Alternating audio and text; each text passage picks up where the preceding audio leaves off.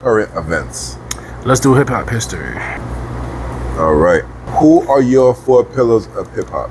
I got put on the spot just now. It's about to get ugly.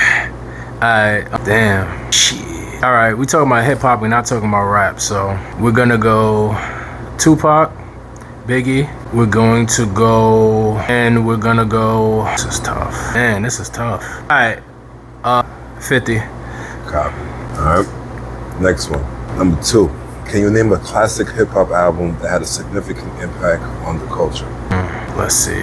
It's a couple of them. I'll go with one of my favorites. I'm pretty sure it's in a high 10 percentile that it is, but Get Rich or Die Trying, Streets was hot. Everybody, either they bought the real thing or they got the bootleg. Everybody was knocking something from there no matter what. And then we was able to see Wangsta. The video when Wangsta came out, it turned up a whole nother level. Outside was very rowdy. When any of them songs come on, a mosh pit can happen at any given time. Don't let ops when this shit come on. It's a different story. I'm getting chills. All right, number 3. Do you think sampling played a big role in hip hop? Yeah, it definitely has to, because it comes sampling. What I do like about sampling is because you're picking out things from the roots.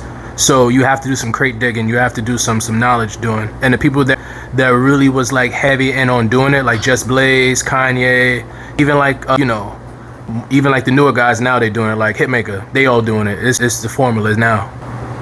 Right. Number 4. Why is graffiti such a significant part of hip hop? I'm gonna be honest, I'm probably a little bit too young, but from what I've seen, right, I just feel like that was just a thing that was going on in the urban community, and it's like, all right, just put us all this shit together. Like, all right, we doing graffiti, cool, but that's also gang stuff, right? Well, I seen it from like in colors, like, spraying up, tagging up and stuff like that. So I don't know how that really gets into that. Personally, I don't know. What female rapper you think has made the biggest impact on hip hop? Biggest female rapper, I say Missy Elliott. I definitely have to say Missy. Not only for her own catalog and staying down with her crew for as long as she did, but she popped a lot of other people off. She wrote a lot, and she really had it going. Like, she really had a lot of people that really wouldn't be on songs together on songs with each other. Like Ludacris and Jay-Z shouldn't be on a song together at all. Like, I don't see where would them two will ever even coexist for that to happen. But that shit came out fire. Number 6. Why do you think the East Coast West Coast rivalry was so significant? Like, significant as far as like hip hop, or like the fact like it was like all eyes on that kind of thing. Hip hop. Yeah, well, I think it's more so where it's like where everybody wants to be number one, right?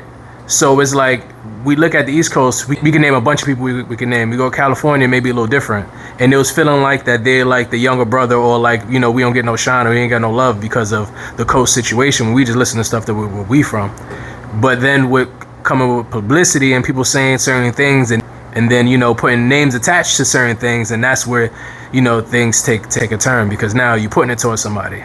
So when Snoop and Tupac and they're like, fuck Mobb Deep, and they say it's on now, like we got the best rappers over here, what is we talking about, let's get in the booth. But then that shit pulled out into the streets. I'm just glad that shit didn't happen with the Kendrick and Drake situation, and everybody was able to walk away from it unscathed, so it was all good. Number 7. Besides Snoop, do you think somebody else is considered the godfather of hip hop? Yeah, LL Cool J. 100%. LL Cool J's first. Well, not first, but when he's talking about like as a going out there superstar, hit everything, it's him. It's Todd. Name one rapper that you admire and why. AZ.